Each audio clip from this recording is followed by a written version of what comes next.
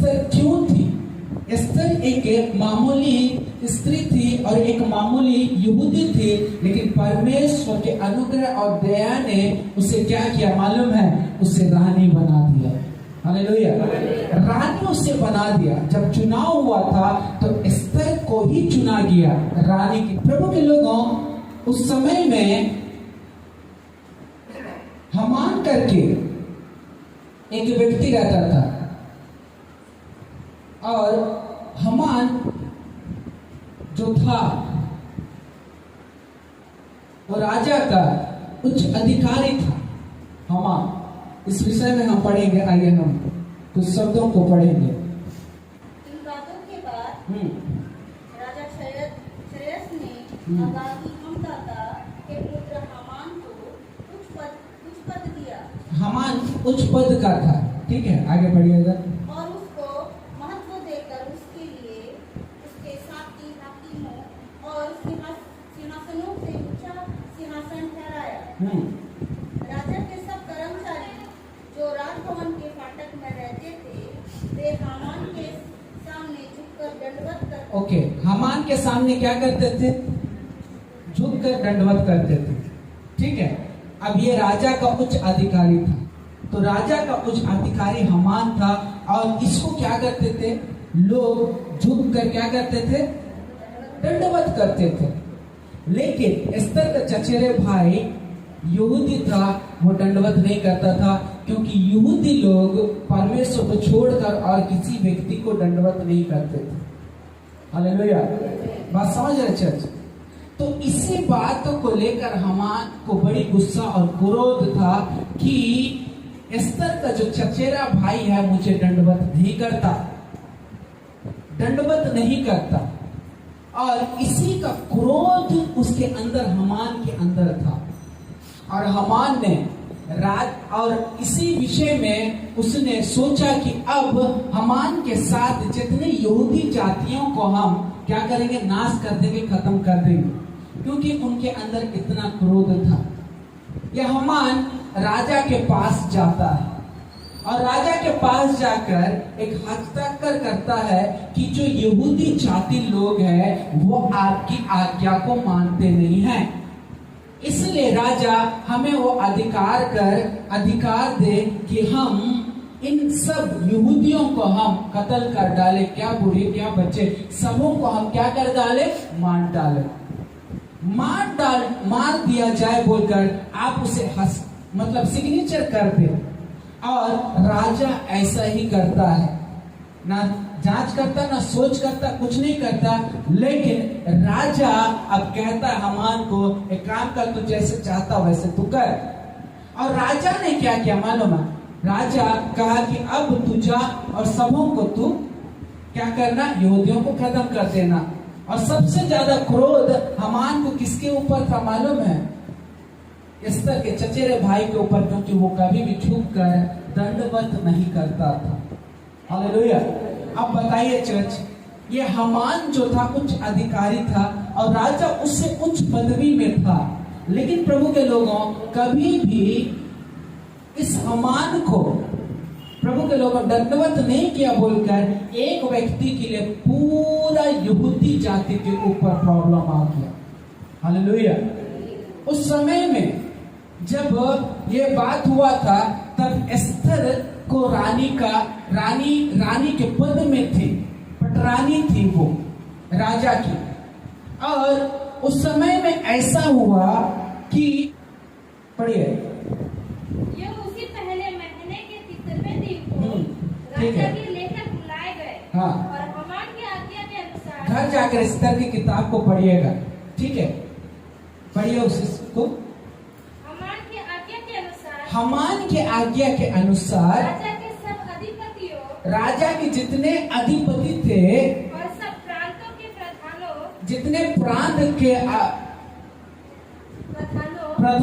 प्रधान थे और देश के लोगों के ओके हाकिमों के लिए ओके चिट्ठियां एक प्रांत के अक्षरों में हाँ। और एक देश के लोगों की भाषा में राजा क्षयश के नाम से लिखी गई। हाँ।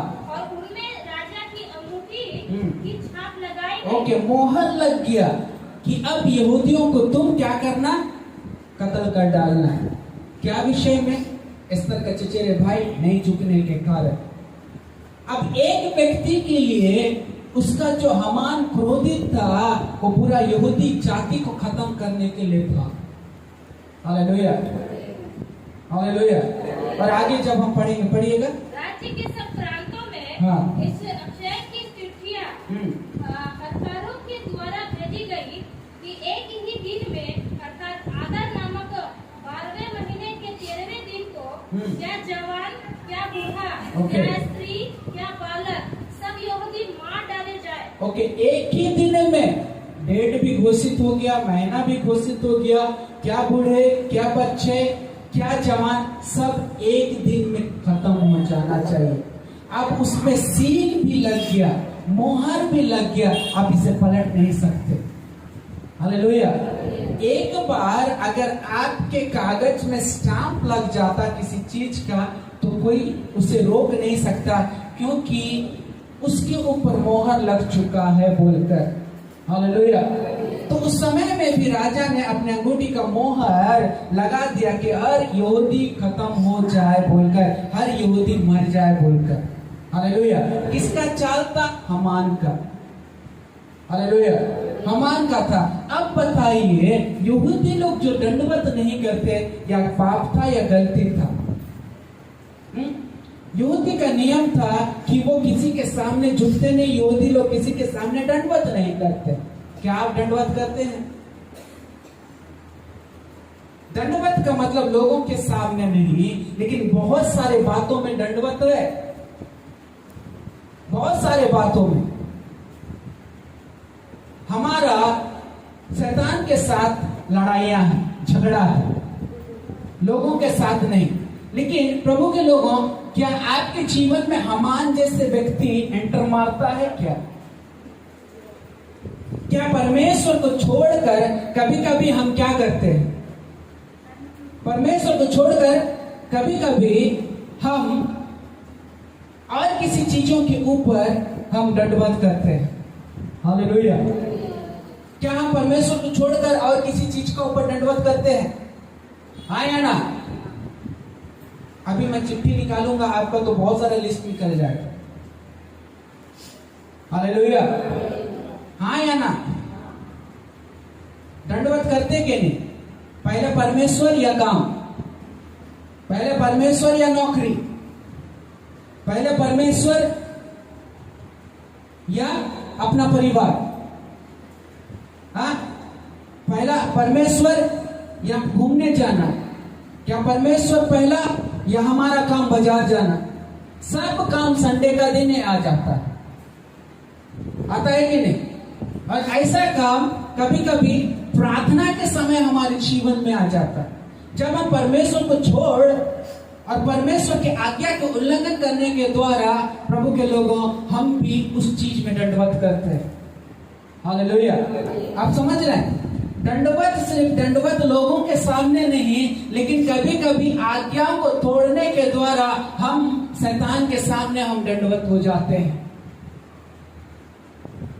हामान जो था उच्च अधिकारी का व्यक्ति था और उसे क्रोध था कि एस्तर का चचेरे भाई मेरे सामने झुकते नहीं है, हर कोई मुझे दंडवत करता है, लेकिन मुझे एस्तर का जो भाई है वो चचेरा भाई मुझ पर मेरे सामने झुकता नहीं। इसलिए वो व्यक्ति क्रोधित होकर एक ऐसे प्लान के साथ षड्यंत्र रचा कि मैं पूरी यहूदियों को मैं खत्म कर डालूंगा।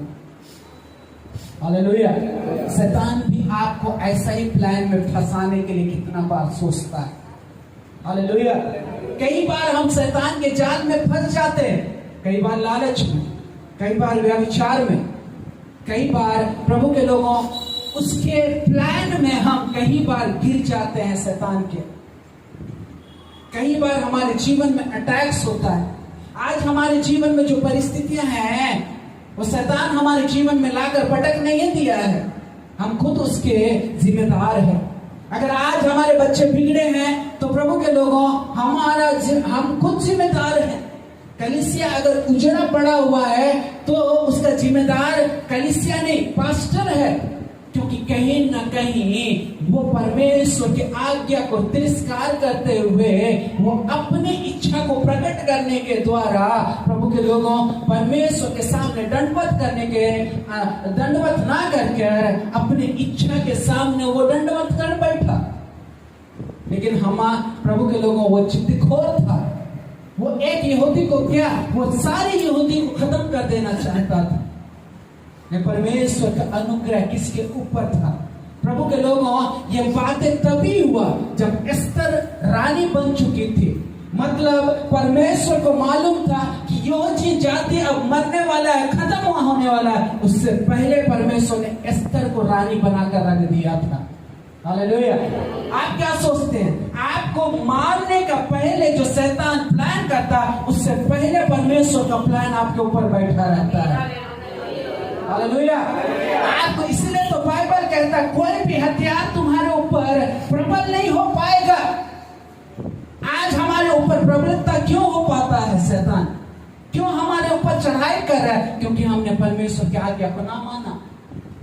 प्रभु के लोगों, एस्तर का भाई इतना जिद्दखोर था कि वो परमेश्वर के आज्ञा को ना तोड़ा। उसने एक ही कसम खाया, उसने एक ही आज्ञा उसने माना, मेरा सिर तो झुकेगा एक ही के सामने, वो है परमेश्वर के सामने उसका मतलब उसका सिर झुकेगा और किसी के सामने नहीं, वो भले कोई भी क्यों ना हो। हालेलुया। उसका वो दृढ़ था कि मैं परमेश्वर के सामने झुकूंगा।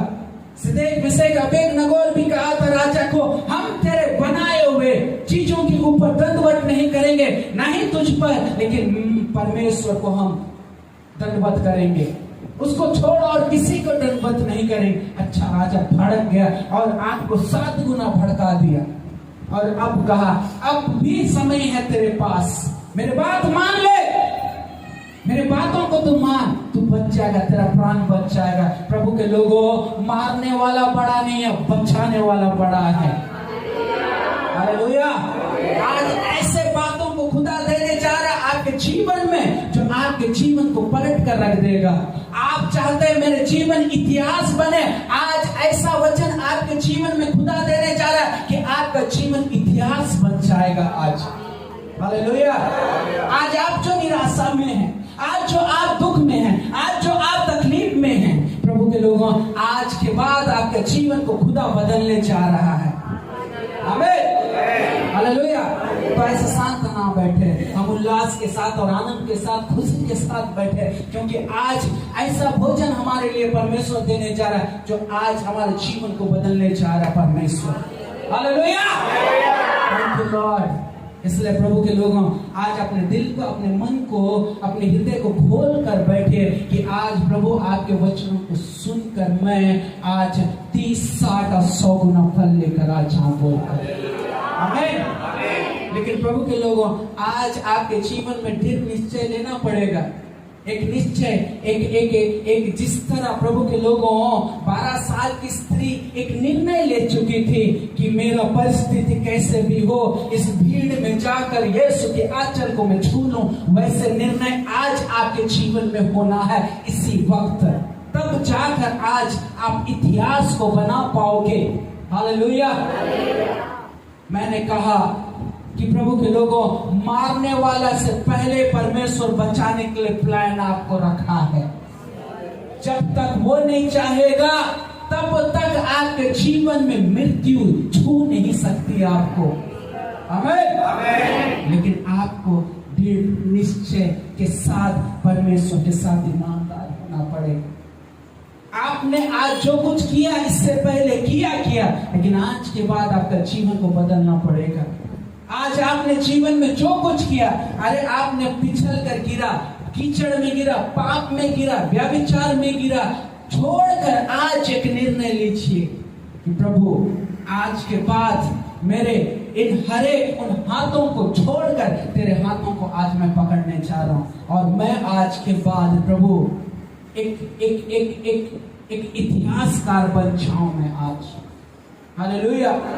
अब बताइए कलीसिया कि हामान जो था, ऐसा प्लान के साथ ऐसा चीजों को निकाला जो पूरा यहूदी समाज को खत्म करने के लिए था। हालेलुया। आगे उसी पद को पढ़िएगा, पढ़िए। राज्य के सब प्रांतों में इस आशय की चिट्ठियां हस्तकरों के द्वारा भेजी गई कि एक ही दिन में अर्थात आदर नामक 12वें महीने के 13वें दिन को क्या जवान, क्या बूढ़ा, क्या स्त्री, क्या बालक सब यहूदी मार डाले जाए। बस, क्या बालक, क्या जवान, क्या बूढ़े, क्या स्त्री, कोई भी नहीं बचेगा, एक के दिन में सब खत्म। आज आपका जीवन कैसे है? आपका जीवन कैसे है चर्च? ऐसे परिस्थितियों में नहीं।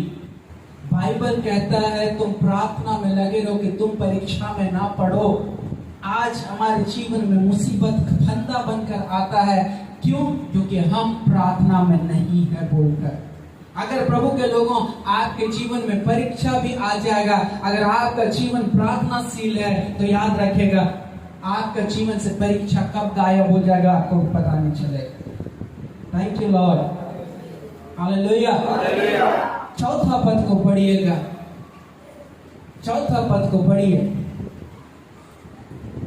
पढ़िए पढ़िए। हाँ, एक से 4 का 1 से। जब मोर्देकै ने जान लिया, जब मोर्देकै ने जान लिया कि क्या क्या किया गया है, क्या क्या किया गया है, तब मोर्देकै ने वस्त्र फाड़, अब वस्त्र को क्या किया? फाड़ डाला।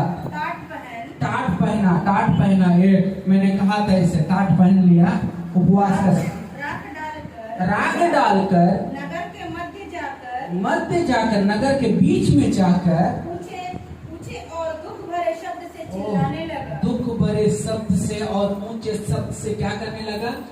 चिल्लाने लगा। और क्या किया? और वह राजभवन के फाटक के सामने पहुंचा। राजभवन के फाटक के सामने पहुंचा, परंतु टाट पहने हुए हाँ, राजभवन के फाटक के भीतर तो हाँ, किसी ने जाने की आज्ञा न ओके, नहीं जाने दिया।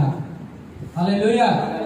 अब क्या हुआ? यहूदियों के लिए जो एस्तर का चचेरे भाई था, उसे अब अंदर जाने नहीं दिया। पहला रास्ता बंद हो गया। एस्तर रानी थी, पोजीशन में है, राजा की रानी है, पटरानी है, उसके हाथ में तो है बचाने की, है ना? बचाने के लिए है। क्या बात कर रहे? आइए हम पढ़ते हैं, वहां भी बंद हो जाता उसके लिए। तो आप पढ़िएगा 9 पद को पढ़िए, 4 का 9 पद, ठीक है। पहला क्या किया? इसे क्या किया? अब इसे अंदर जाने नहीं दिया। ओके, पढ़िएगा। तब हटाक के एस्तर के पास जाकर हाँ, मोर्देकै की बातें कह सुनाई। तब एस्तर ने हटाक को हाँ, मोर्देकै से यह कहने की आज्ञा दी, राजा के सब कर्मचारियों, हाँ, वरन राजा के प्रांतों के सब लोगों को भी मालूम है कि क्या पुरुष क्या स्त्री कोई क्यों न हो जो बिना आज्ञा पाए भीतर आंगन में राजा के पास जाएगा, उसके मार डालने की आज्ञा यही है। बस अब यहाँ भी दरवाजा बंद। क्या क्या घोषणा किया था राजा मालूम है? बिना अनुमति का राजा के पास क्या बच्चे, क्या बूढ़े, क्या स्त्री, यहाँ तक कि रानी को भी आज्ञा नहीं था अंदर जाने का। लेकिन मार डालने का डेट निकल चुका था, अब रानी के हाथ में भी नहीं है। अब क्या करेगी रानी? हालेलुया। कितनों का रास्ता इसे बंद है आज, कुछ नहीं हो पाएगा बोलकर हाथ उठाएंगे।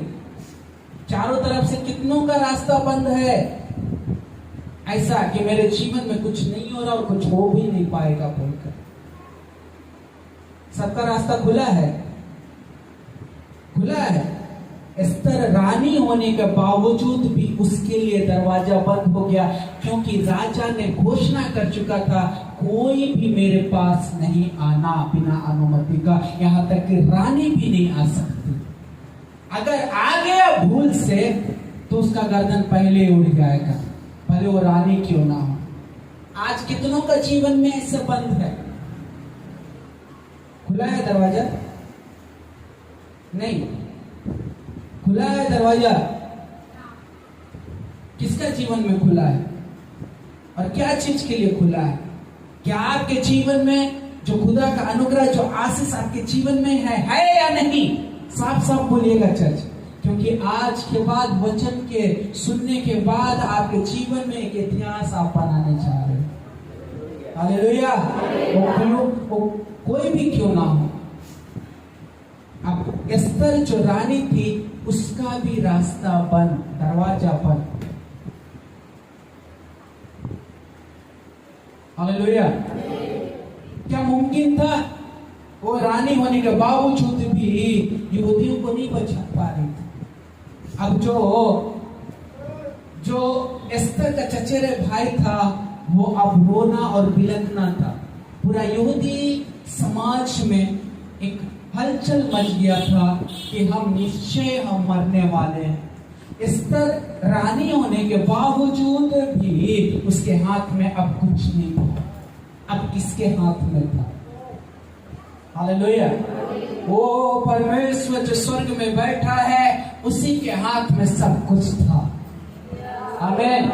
आज भी हमारे जीवन में ऐसा लग रहा है मेरा सब कुछ बंद है, आज मैं मिट चुकी हूँ, मैं आज मरने वाली हूँ, मेरा जीवन खत्म होने वाला। नहीं मेरी बहन, नहीं मेरे भाई, आज आप मरने वाले नहीं हैं। प्रभु के लोगों, आज के बाद, इस रात्रि के समय, इस वचन के बाद आपके जीवन में एक नया द्वार को खुदा खोलने वाला है। हालेलुया। खोलने वाला है परमेश्वर आज। आमीन। जो एस्तर जो रानी होने के बावजूद भी उसके लिए द्वार बंद था, प्रभु के लोगों, वो एस्तर क्या कर सकती थी? क्या कर सकती थी? क्योंकि वो बिना इजाजत के, बिना राजा के पास जाने से भी उसके लिए, प्रभु के लोगों, हो सकता था वो मर सकती थी। अब उसके पास कोई नहीं कुछ रास्ता नहीं। शैतान हमारे लिए ऐसा ही कई दरवाजा को बंद कर देता है। कभी कभी हमें पाप में गिराकर हम पाप में गिर जाते हैं, बड़ी अच्छा लगता है। जब उठते हैं ना तो वही शैतान बोलता, तूने तो पाप किया है परमेश्वर का विरुद्ध में, क्या परमेश्वर तुझसे प्यार करेगा? शैतान जो हमें गिराता वही हमें उठने के बाद वही बताता, क्या तुम जो पाप किया परमेश्वर तुम्हें इससे प्यार करेगा? ऐसे सवालों से हमारे माइंड को घेरता है। हम नेगेटिव, हमारे जीवन में कभी सफलता हम नहीं देख पा रहे। ऐसा हो गया कि एक एक कदम में हमारे जीवन में दरवाजा खुलने के जगह में दरवाजा बंद होते जा रहा है। लेकिन याद रखो प्रभु के लोगों, वो बंद नहीं हो रहा, परमेश्वर आपके लिए खोलने जा रहा है। हालेलुया। परमेश्वर एक रास्ता खोलने जा रहा है। हमें हमारा विवाह 2016 में हुआ था, नोटबंदी में शादी हो गया। हम लोगों ने सोचा 1-2 साल के बाद हमारे जीवन में एक अच्छा, हमारे लिए परमेश्वर एक अच्छा बच्चा देगा। पहला साल हो गया, दूसरा साल हो गया, तीसरा साल भी हो रहा है, चौथा साल भी होने जा रहा है। ये क्या बात है? आखिरकार मेरे और उनके परिवार में हमारे जीवन में ताना मारने शुरू कर दे। लोग बड़ी उल्टे पुल्टे बात करने लग गए, अजीब अजीब बात जो मैं यहाँ पुलपीट से बोल भी नहीं सकता। कई गंदा बातों को बोलना शुरू कर दिया और हमने एक निर्णय लिया था दोनों ने। मैं थोड़ा थोड़ा ढीठ था, खुदा तू दे ना दे, एक ही बात, एक चीज, मैं डॉक्टर के पास नहीं दूंगा, तू ही देना। प्रभु के लोगों, 1 साल की बात नहीं है, 7 साल हम लोगों ने उस चीज के लिए तरसा। लेकिन 7वें साल के बाद प्रभु के लोगों, लोग हमारे चेहरे को काला कर रहे थे। 7वें सालों में खुदा उनका चेहरा को काला कर दिया, उनके बोली को बंद कर दिया। हम क्या सोचते हैं कि आज हमारे लिए सब कुछ, एक दिन में सब कुछ हो जाएगा? नहीं प्रभु के लोगों, आपके लिए जब आप परमेश्वर में ईमानदार रहते हैं, खुदा की उपस्थिति में चलते, प्रभु के ऊपर भरोसा रखते हैं, प्रभु के लोगों, ठीक समय में दरवाजा खोलेगा आपके जीवन में। एस्तर के पास अब कोई रास्ता नहीं था और उसके चचेरे भाई के पास कोई रास्ता नहीं था। लेकिन प्रभु के लोगों, जितना भी हो, एस्तर का भाई जो चचेरा भाई था, कभी हामान के सामने घुटना नहीं टेका, कभी दंडवत नहीं किया। जब आप और हम प्रभु के लोगों शैतान के सामने और उनके युक्ति पर, उनके बातों पर या उनके आज्ञा पर जब हम नहीं चलते, और प्रभु के लोगों हमारे जीवन में जितना भी बड़ा फंदा बनाता है शैतान, प्रभु के लोगों खुदा उससे पहले हमारे लिए बचाने के लिए तैयारी कर देता है। हालेलुया। हामान तो उस वक्त था जो उस यहूदियों को पूरा खत्म करने के लिए सोचा था, लेकिन उससे पहले प्रभु के लोगों एस्तर को रानी बनाकर रख चुका था परमेश्वर, कि मेरे लोगों को मैं बचाऊंगा उसके द्वारा बोलकर। हमें आज क्या सोच रहे? आपके जीवन में, हमारे जीवन में सब कुछ फेल हो चुका, सब कुछ खत्म हो चुका। आज के बाद हमारे जीवन में कभी कभी उन्नति नहीं होगा, कभी हम उठ नहीं पाएंगे। गलत सोच है ये। हमें आज खुदा आज इस वचन को सुनने के बाद हम 30, 60 और 100 गुना फलवंत होने जा रहे हैं। हालेलुया। अब सब कुछ बंद हो गया, एक ही के पास चाबी था, हुआ है परमेश्वर के पास। आज मैं आपसे पूछता हूं, आपका दरवाजा बंद होता है तो किसको पहले खटखटाते? क्या बात कर रहे? पहले पास्टर को कॉल आता है।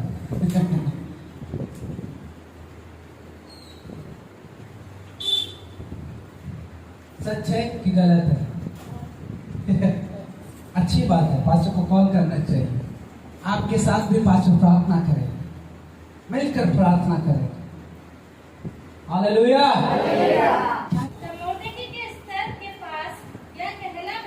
बारह को पड़ेगा, 12 की ये बातें हाँ। मोर्देकै को सुनाई गई। ओके। तब मोर्देकै ने एस्तर को ये बातें सुना, कौन? उसके चचेरे भाई सुना रहा है। अब क्या सुना रहा है?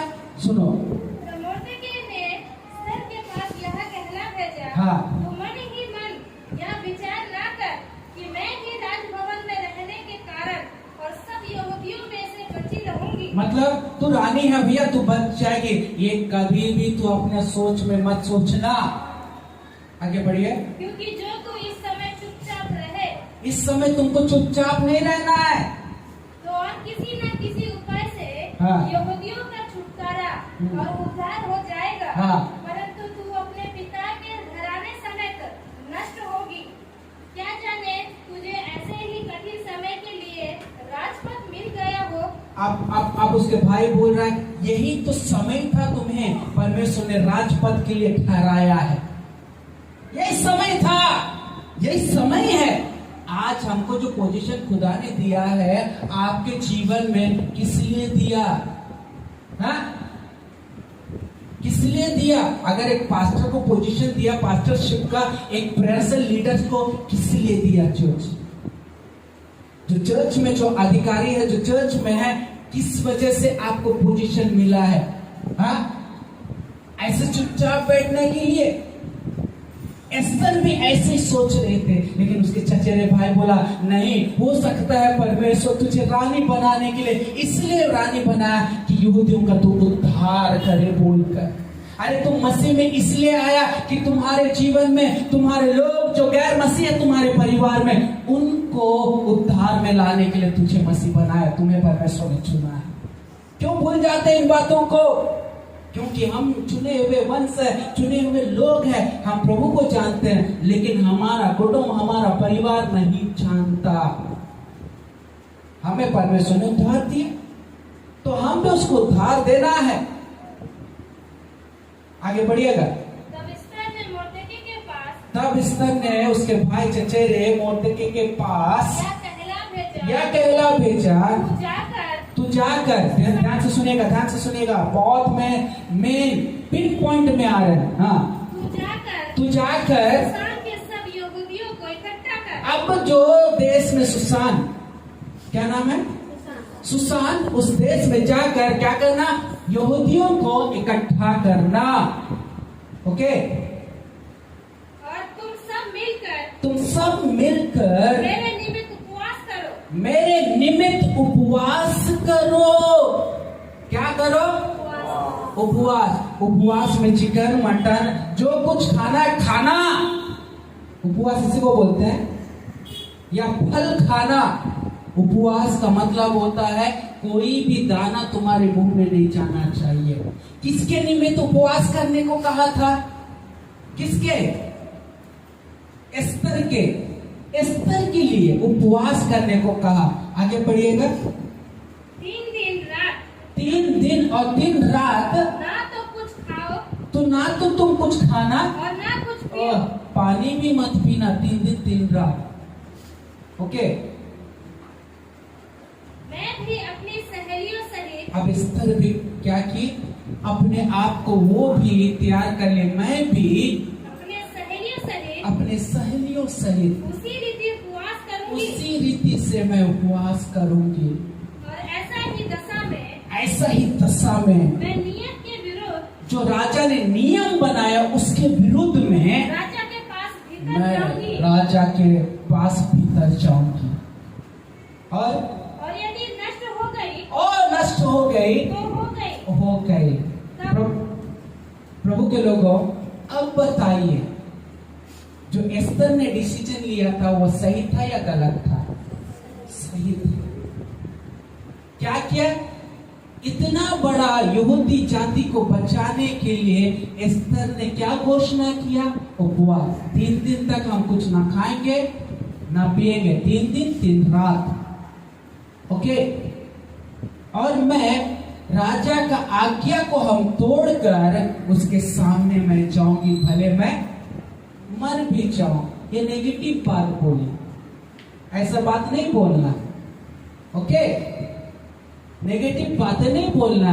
जब आप उपवास करते हैं, प्रार्थना करते हैं, इसलिए कि दुआ करते हैं, तो ये दुआ कर कर हम ये सोच लेना है मेरा परमेश्वर उपकार कर दिया इसके लिए।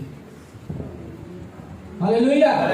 आप जब उपवास करते हैं प्रभु के लोगों, आपके जीवन में वो मृत्यु का तलवार जब लटकता है ना, जब आप उपवास करते हैं ना, वो मृत्यु का तलवार को खुदा फूल का माला बना देता है।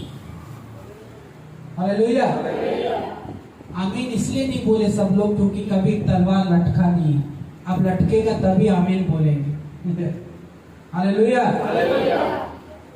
ये जो एस्तर थे डिसीजन क्या ली? राजा के पास जाने से पहले मैं क्या करूंगी? खुदा के पास में जाऊंगी, उपवास करूंगी। मेरे कलीसिया के लोगों, मैं आपसे पूछता हूं, जब आपके जीवन में परिस्थितियां बिगड़ता है तब आप किसको पहले ढूंढते हो? किसको ढूंढते हो?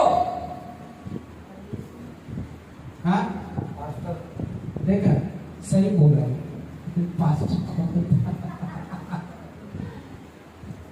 पास्टर को खोजता नहीं, खोजो, बोलो। पास्टर जो निर्णय आपको देगा उसको आप करो। ओके। अगर आप पास्टर को खोजते हैं, अगर खुदा के दास के ऊपर आप भरोसा रखते हैं, परमेश्वर के दास आपको जो बोलेगा वो करना है। वो बोलेगा प्रार्थना करने करना है, आपको उपवास करने करना है, क्योंकि कहीं ना कहीं खुदा आपके ऊपर उसको ठहराया कि आप वो गाइड करें बोलकर। हालेलुया। कलीसिया कभी कभी क्या करता है मालूम है? नीति वचन 3:6 कोई निकालेंगे, पढ़िएगा उसको। उसी को स्मरण करके हाँ, सब काम करना। किसको? पास्टर को? किसको भाई? परमेश्वर को। इसके तब वह तेरे लिए सीधा मार्ग निकालेगा। तब वो तेरे लिए क्या करेगा? सीधा मार्ग निकालेगा। और आगे पढ़िएगा। अपनी दृष्टि में बुद्धिमान ना होना। अरे अपने आप को ज्यादा क्या मत करना, ओवर स्मार्ट मत करना, ठीक है? ओवर स्मार्ट नहीं बनना, अपनी दृष्टि में बुद्धिमान मत करना। पढ़िएगा। यहोवा का भय मानना। यहोवा का भय मानना और बुराई से अलग रहना। बुराई से अलग रहना। तब तुम्हारे जीवन में परमेश्वर काम करेगा। थोड़ा सा परमेश्वर का और थोड़ा अपना बुद्धि नहीं, अपना बुद्धि तो हमें डुबाएगा ना। अपना बुद्धि के अनुसार हम काम करेंगे तो डूबेंगे।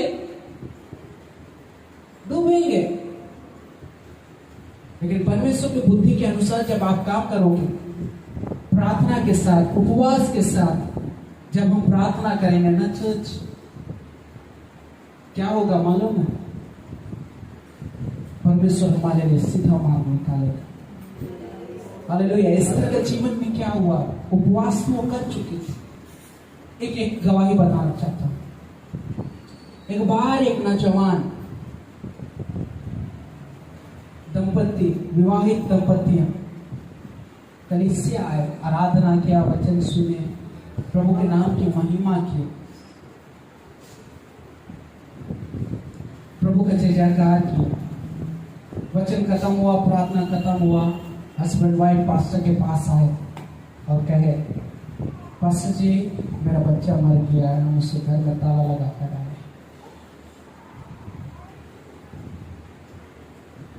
ये होता है पहला स्टेप। अब बताइए चर्च, हम क्या है? क्या इतना समर्पण, इतना डेडिकेटेड है हम? अब बताइए, होगा आपसे? कितना खुदा को प्यार करते थे वो, परमेश्वर अपने बच्चे से ज्यादा वो परमेश्वर को प्यार करते थे। परमेश्वर ऐसे लोगों को चाहता है। हमारे जीवन में थोड़ा दुख आ गया, शुरू एकदम तकलीफ आ गया, क्या होगा इसके बाद? कुछ नहीं होगा। एस्तर का जीवन में कुछ होने नहीं दिया, खुदा ने निर्णय किया। अब पढ़ेंगे ना आगे। तीसरे दिन एस्तर, हाँ, तीसरे दिन जब हुआ, उसके बाद अपने राजकीय वस्त्र पहनकर, कौन सा वस्त्र? राजकीय राजकीय वस्त्र कौन सा है? रानी का एक वस्त्र होता है, महल में ऐसे नहीं जा सकते, कुछ भी पहन लिया, हाँ कुछ भी पहन लिया और चले गए। उसका वस्त्र होता है, वो पहनी और क्या की? पहनकर राजभवन के भीतरी आंगन में जाकर राजभवन के सामने खड़ी हो गई। अब राजभवन, वहां खड़ा होना मतलब अपने आप को मृत्यु में डालना। अब ये 3 दिन 3 रात उपवास किया था। कितने लोग किए थे? एस्तर सिर्फ की थी, एस्तर के साथ उसके सहेली और पूरा यहूदी इकट्ठे होकर क्या किए थे?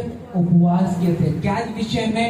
अपने प्राण को बचाने के लिए। निकल चुका था लेटर कि अब मार डालना है, उनके लिए डेट फिक्स, सब कुछ हो चुका था, लेकिन ये 3 दिन उपवास में बैठे हुए थे। अब यह एस्तर रानी क्या की मालूम है? अब राजा के उस सम्मुख में गए। अब राजा क्या बोला था? बिना अनुमति का कोई मत आना। लेकिन ये उस आज्ञा को तोड़ी। अब राजा क्या करे? उसने तो आज्ञा ये भी दिया था, कोई रानी भी मेरे पास नहीं आती। लेकिन प्रभु के लोगों, कुछ काम करने से पहले एस्तर रानी ने परमेश्वर को पहले पुकारा था, प्रार्थना किया था। इसलिए तो बाइबल कहता है कि जो कुछ तुम करो तो पहले किसको स्मरण करना? परमेश्वर को। जब आप कोई भी काम करते हैं, कोई भी चीज को करते हैं, क्या खुदा के दास को पहले बोलते हैं? क्या परमेश्वर से प्रार्थना करते हैं? अगर नहीं करते, प्रभु के लोगों, एटलीस्ट खुदा के दासों को बोलना है। कुछ कर रहे हैं, पास्टर जी हम जा रहे हैं, क्या मालूम आपके पीछे आपका दास दुआ करे तो आपका बातों के लिए, आपके मार्गों के लिए परमेश्वर आपके लिए सफलता दे। हालेलुया। लेकिन कलीसिया का क्या करता है मालूम? खुद का दिमाग लगाता है। पास्टर को छोड़ो, प्रभु को छोड़ो, हम पहले काम खुद कर लेंगे। कोई भी काम आप करने से पहले या कोई भी काम आपको मिले या कुछ भी करने से पहले आप दुआ या उपवास करना जरूरी है। आप मुसीबत में ही करोगे ये जरूरी नहीं है। आपके जीवन में, प्रभु के लोगों, ये आपका जीवन में उपवास बहुत इंपॉर्टेंट है, प्रार्थना बहुत इंपॉर्टेंट है। आज इसी के लिए तो कलीसिया पिटता है, कलीसिया मार खाता है आज भी। आज उपवास का विषय में घोषणा करूंगा ना, यहाँ कोई भी नहीं रहेगा, 2 4 जन 5 6 जन ही रहेंगे। हमारे चर्च कई लोग ऐसे हैं, उपवास का नाम से डरना शुरू कर देते हैं। पास्टर जी मैं खाऊंगा, क्या खाऊंगा? अरे बाबा स्टार्ट तो करो, पहला दिन सुबह नाश्ता छोड़कर मुसीबत आपके सामने बड़ा पड़ा हुआ है, लेकिन आपके जीवन में प्रार्थना के द्वारा आपको लड़ाई करना है, लड़ना है। आज हमारे जीवन में ही उपवास या प्रार्थना का निर्णय नहीं है तो हम फेल हो जाएंगे। हालेलुया। कितनों का जीवन में मुसीबत है? ईमानदारी से हाथ उठा। हर एक के जीवन में कुछ ना कुछ, परिवारों में बीमारी है ना, पैसा का कमियां है, गाड़ी लेना है, पैसा जुगाड़ नहीं हो रहा, ये भी एक प्रकार का मुसीबत है। हम आगे नहीं बढ़ पा रहे, मेरा बेटा बिगड़ा हुआ, मेरे बेटी बिगड़ी हुई है, लोग बिगड़ा हुआ है। अरे तुम उपवास नहीं करोगे तो तुम्हारा परिवार तुम्हारे जीवन में बनेगा कैसे?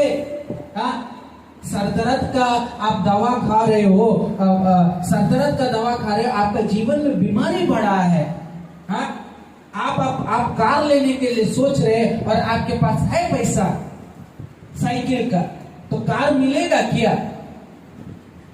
तो हमारा सोच को बदलना पड़ेगा। हमारे जीवन में हमें उपवास जरूरी है। अब ये 3 दिन के बाद राजा के ऊपर पास खड़ा हुआ, और कहां पर खड़ी हुई है बताइएगा? राजभवन के भीतरी आंगन में खड़ी हुई है। अब राजा का दृष्टि इस पर होता है। अब क्या बोलता है देखो, राजा राजभवन में राजगद्दी पर भवन के द्वार के सामने विराजमान था। और जब राजा ने एस्थर रानी को आंगन में खड़ी हुई देखा, तब उसने प्रसन्न होकर सोने का राजदंड, रानी को देखते साथ भौराया ने क्या किया? प्रसन्न, खुशी हो गया। अरे खुश हो गया। राजा जो कठोरता के साथ कह दिया तो कोई भी नहीं आना चाहिए, रानी भी नहीं आना चाहिए, क्या हुआ? उसने प्रसन्न होकर सोने का राजदंड जो उसके हाथ में था उसकी ओर बढ़ाया। ओके। तब एस्थर ने निकट जाकर राजदंड की नोक छुई। ओके। तब राजा ने उससे पूछा, हे एस्थर रानी, तुझे क्या चाहिए? तुझे क्या? उल्टा पूछ रहा है, तुझे चाहिए क्या? तू क्या मांगती है? ओके। मांग और तुझे आधा राज्य तक। अरे तेरी तो 3 दिन का उपवास में आधा राज्य दे देगा बोलता। हालेलुया।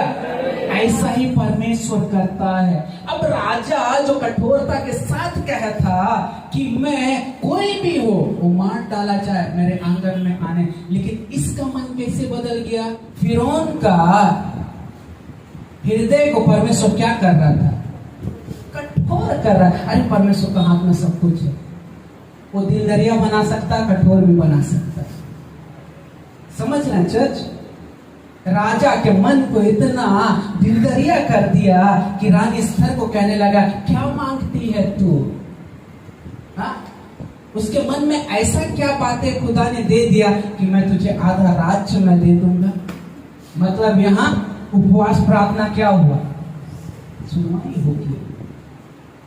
मैंने बोला ना, आज आप इतिहास बनाओगे जब इस तरीका से, जब आप प्रार्थना में बैठ जाओगे, उपवास में बैठ जाओगे।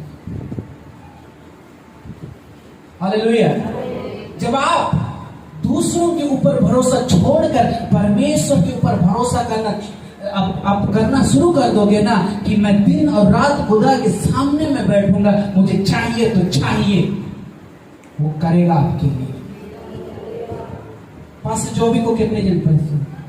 मेरे मेंटर, आप जानते हैं, उनकी 2nd बेटी को पर डॉक्टर ने कह दिया बहुत बीमार, इलाज कराया कुछ नहीं, उसको रेक्सॉल लेकर गए, उनको अब टेस्ट हो रहा है।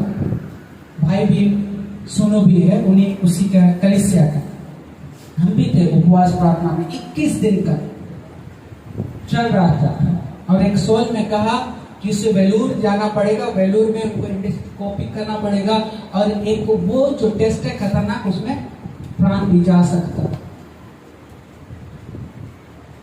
क्या किया था सुनो भाई? कौन किया था?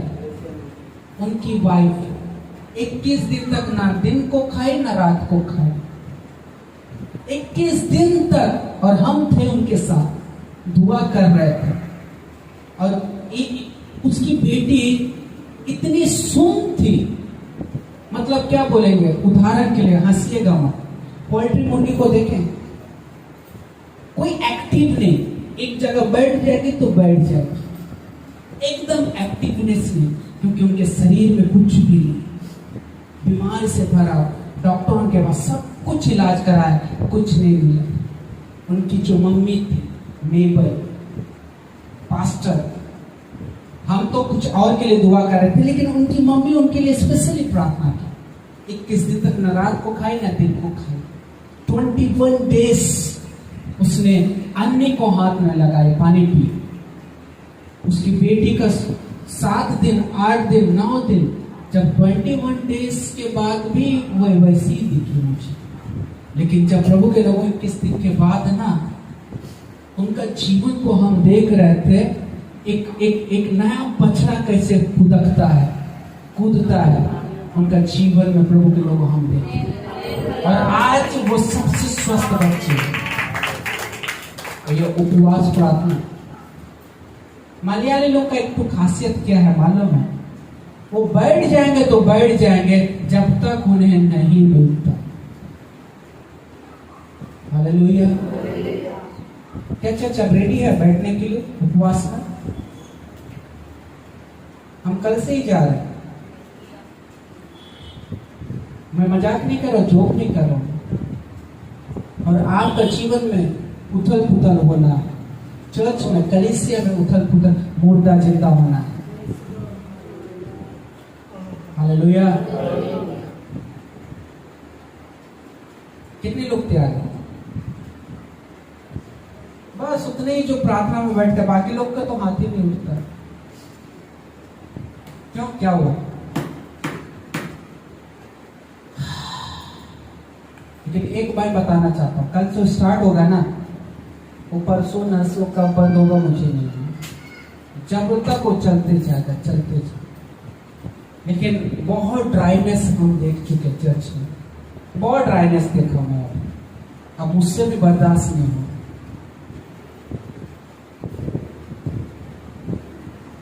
अगर हमान को लटकाना है तो आपको जागना पड़ेगा।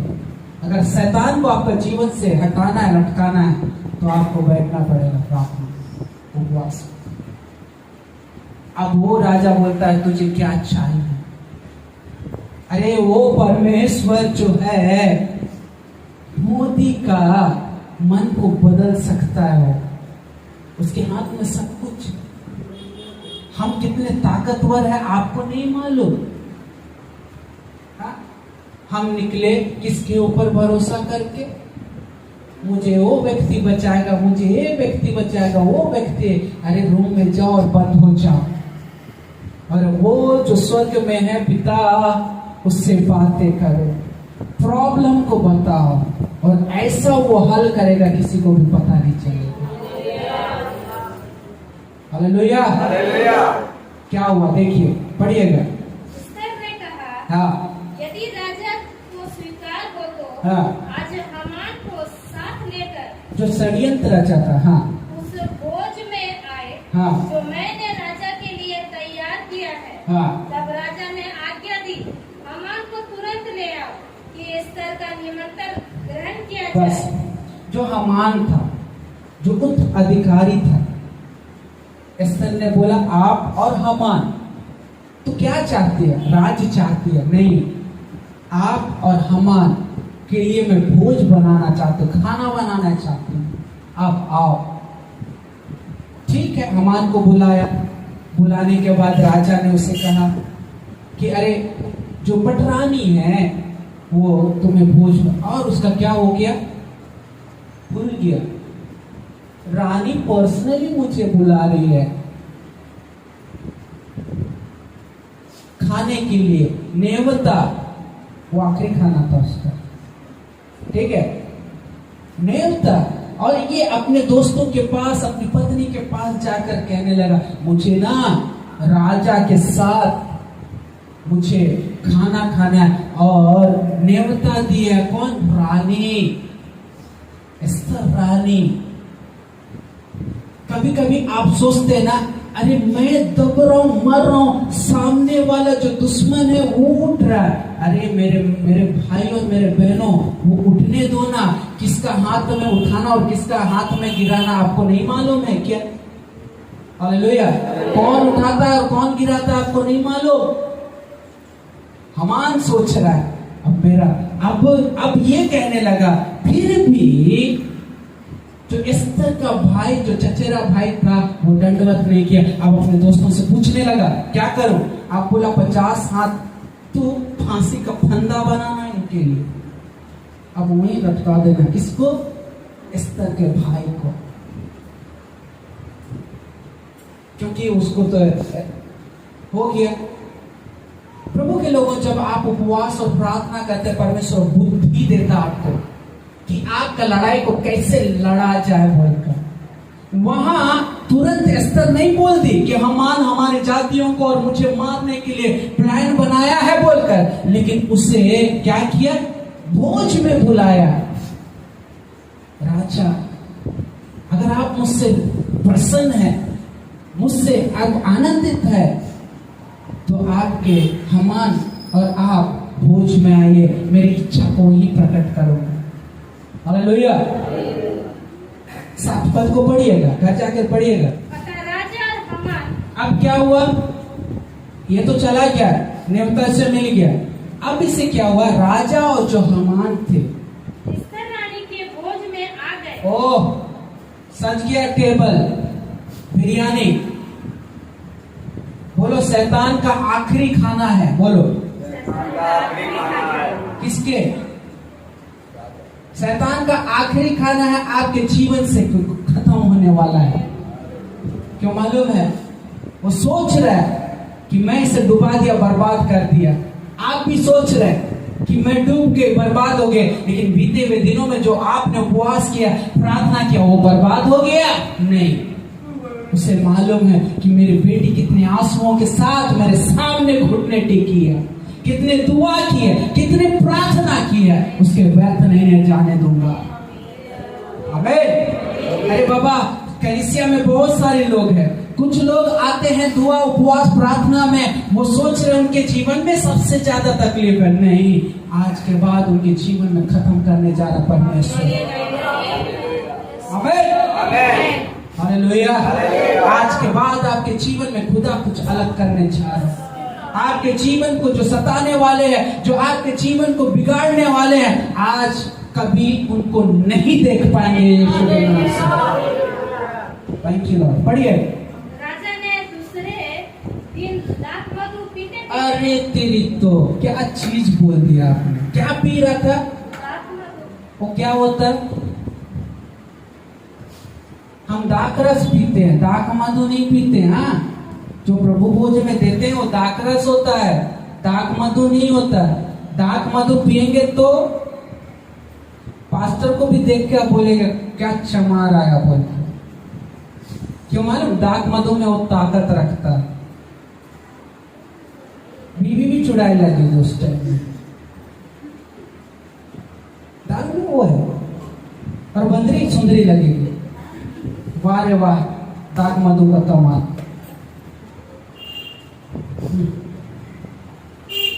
समझ रहे चर्च? इसलिए तो आज कई सारे घर टूट गए और कुछ लोग पी पी के मौत के करीब आ गए।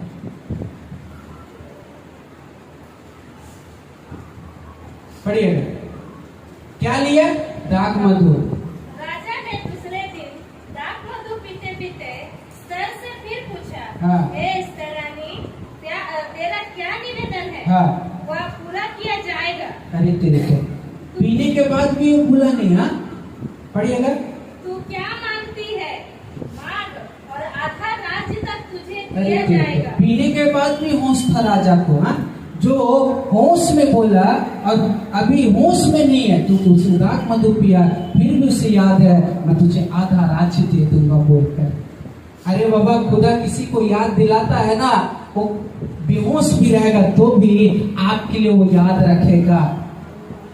हालेलुया। अब आगे बढ़िएगा। एस्तर रानी ने उत्तर दिया, हाँ। हे राजा, यदि तू मुझ पर प्रसन्न है हाँ। और राजा को यह स्वीकार हो मेरे मांगने से मेरे लोगों को प्राण दान मिले, हाँ क्योंकि मैं और मेरी जाति के लोग बेच डाले गए हैं हाँ और हम सब घात और नष्ट किए जाने वाले हैं। हाँ यदि हम केवल दास दासी हो जाने के लिए बेच डाले जाते तो मैं चुप रहती, चाहे वह दशा में वह विरोधी राजा की हानि भर ना सकता।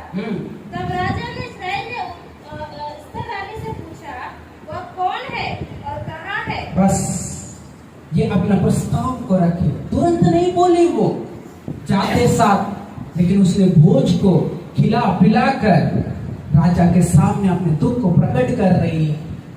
ओके, दुख को प्रकट कर रहे, और राजा पूछ रहा है कि तुझे कौन नष्ट करना चाहता है, तेरे जाति भाइयों को कौन नष्ट करना चाहता है।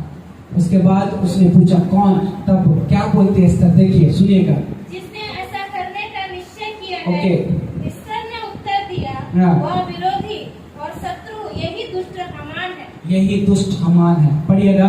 तब हामान राजा रानी के सामने भयभीत हो गया। हाँ। राजा क्रोध से भरकर ओके। दाख मधु पीने से उठकर हाँ। राजभवन की बारी में निकल गया। हाँ। और हामान यह देखकर कि राजा ने मेरी हानि ठान ली होगी, हाँ। एस्थर रानी से प्राण दंड मांगने को खड़ा हुआ। हाँ और तब राजा राजभवन की बारी से दाख मधु पीने के स्थान में लौट आया। तब क्या देखा कि हामान उसी चौकी पर जिस पर एस्थर बैठी है हाँ। झुक रहा है। ओके। और राजा ने कहा, क्या यह घर ही मेरे सामने ही रानी से बर्बाद करना चाहता है? राजा के मुख से यह वचन निकला ही था कि सेवकों ने हामान का मुंह धड़ से ढाक दिया। तब राजा के सामने उपस्थित रहने वाले फौजों में से हाँ नाम एक राजा ने कहा, हामान के यहाँ 5 हाथ ऊंचा फांसी का एक खंभा खड़ा है, हाँ। जो उसने मुर्दकी के लिए बनवाया है। किसके लिए बनाया था? मुर्दकी के लिए। मुर्दकी के लिए। किसके लिए? एस्थर के चचेरे भाई के लिए। किसको? पहले उसी को लटकाऊंगा बोलकर, वही मेरा बड़ा दुश्मन है। पढ़िएगा। जिसने राजा के हित की बात कही थी। हाँ। राजा ने कहा, उसको उसी पर लटका दो। बस, अरे जिसने गड्ढा खोदा उसी ने, जिसने गड्ढा खोदा उसी में वही गिर गया। खुदा के लोगों, मैं एक बात बताना चाहता हूँ आपको। आप क्या सोचते हैं? परमेश्वर जब आप प्रार्थना और उपवास में रहते हैं, आपका दुश्मन आपके लिए गड्ढा खोदता है, लेकिन वही गड्ढा में परमेश्वर उन्हें गिरा देता है। कितने लोग हैं जो उपवास करना चाहते हैं, कितने लोग हैं जो आपके जीवन को बदलना चाहते हैं। कैसे? एक उपवास, एक प्रार्थना उनका जीवन को बदल कर उस स्तर का डिसीजन पूरे यहूदियों को बचाया। क्या आपका उपवास और आप प्रार्थना कितने जो मौत में गए हैं, क्या नहीं बचाएगा? और आज हम क्या कर रहे हैं? आज क्या कर रहे हैं? आज हम अपने निजी जीवन में बिजी हो गए, लेकिन एस्थर ने ऐसा नहीं किया। वो हो सकते थे, वो बच सकते थे, लेकिन उसने कहा अब मैं उपवास करूंगी, और तू भी जाकर उपवास करना। और वो सहेली समेत उपवास किया और परमेश्वर ने उनके लिए मार्ग खोला। कलीसिया, आज मैं एक बात आपको बताना चाहता हूं। आज हम हार रहे हैं, मर रहे हैं, बीमारी में पटक रहे हैं, फाइनेंशियली सब कुछ हमारा तबाह हो रहा है। कारण क्या है मालूम है? परमेश्वर के सामने उपवास में नहीं है बोलकर। आपके बच्चे बिगड़ रहे हैं, आपके जीवन, आपके लोग बिगड़ रहे हैं, आपका फुलफिल नहीं हो रहा है, आपका घर नहीं चल पा रहा है, आप आबाद हो रहे हैं। लेकिन प्रभु के लोग, आज मैं आपको कहना चाहता हूं, आज एक निर्णय ले लीजिए। किसके समान? एस्थर रानी के समान, कि मैं उपवास करूंगी अपने लोगों के लिए। पहले मैं मर भी जाऊं तो भी मैं राजा के आज्ञा को तोड़कर मैं जाऊंगी। खुदा ने उसके उपवास को ग्रहण किया। वो जब रानी उस एस्थर रानी ने राजा के पास गई ना, तो राजा बोलता है, एस्थर रानी तुझे क्या चाहिए बोल। और प्रभु के लोगों, एक ही उस यहूदी को बचा पाया, और उपवास और प्रार्थना परमेश्वर ने उन्हें बचाया। आज आपको बचाना चाहता है परमेश्वर। कल से हम उपवास में जाएंगे 2 बजे से प्रार्थना क्योंकि हमारे परिवारों में कितने जन नाश होने जा रहे हैं, कितने लोग आज भी यीशु को स्वीकार नहीं की। हमारे कुटुंब में, हमारे पड़ोस में, हमारे लोगों में हमारे जीवन तबाह है। आज भी हम उठ नहीं पा रहे, खड़े नहीं हो पा रहे, क्योंकि हमने परमेश्वर के सामने गिड़गिड़ाना बंद कर दिया है। हालेलुया। क्या करना है कलीसिया? सुन के घर जाना है या आपका निर्णय को बदलना है? आज क्या करना है? मौत में जाना है, लटकना है? मैं एक बात आज खुल के आपको बताना चाहता हूँ, आपको अच्छा लगे या बुरा लगे, एक बात मैं बताना चाहता हूँ। जब तक आप कलीसिया के अधीन होकर उपवास प्रार्थना में, कलीसिया में और प्रार्थनाओं में, और जो प्रार्थना होता है या कॉटेज होता है प्रभु के लोगों, अगर आप शामिल नहीं होते, याद रखिएगा आप अपने जीवन को आप कहां पर रखे आपको नहीं मालूम। मैं आपको साफ आज मैं बताना चाहता हूं, जो व्यक्ति उपवास और प्रार्थना में अपना जीवन को देगा वो निश्चय बचेगा। नहीं दिए निश्चय उनका क्या होगा परमेश्वर जानेगा। कितने लोग हैं आज, कई बार सेवक पास्टर कई बार गुहार लगाता है, जिस तरह प्रभु के लोगों परमेश्वर ने कई बार, जब अब्राहम को परमेश्वर ने बोला कि मैं इस देश को मैं तबाह करने जा रहा हूं, जब अब्राहम ने अपने भतीजे लोत को कहा, लोत ने अपने दामादों को कहा, लेकिन उन लोगों ने एक बात नहीं सुना, एक भी बात नहीं सुना। आखिरकार क्या हुआ? परमेश्वर का दूत लोत की पत्नी और उनके 2 बेटी को बाहर निकाल दिया और कहा तू पीछे मत मुड़ना और पाप की ओर मत मुड़ना। आखिरकार उसकी पत्नी ने मुड़ा और नमक के खंभा बन गई, लेकिन जो उस बात को नहीं सुना और उसी आग के, उस गंधक की आग में चलकर मर गए। क्या परमेश्वर आपको चेतावनी नहीं देता? क्या अपने दासों के द्वारा नहीं देता? क्या बाइबल के अनुसार चेतावनी नहीं देता आपको? तो आज क्यों आप अपने मन में हठीले और ढीठपन में रखकर प्रभु के लोगों, प्रभु की उपस्थिति में क्यों नहीं आ पाते? क्योंकि ये ना सुनने के कारण ही प्रभु के लोगों हमारे जीवन में नाश हो जा रहा है। एस्तर रानी ने डिसीजन ले लिया कि मैं उपवास करूंगी, मैं राजा की आज्ञा को भी तोड़ डालूंगी, लेकिन खुदा के सामने पहले मैं उपवास करके अपने जीवन को मैं निर्णय लूंगी। और परमेश्वर ने बदल कर रख दिया। जीत किसका हुआ? हामान का हुआ या एस्तर रानी का या यहूदियों का हुआ? किसका हुआ?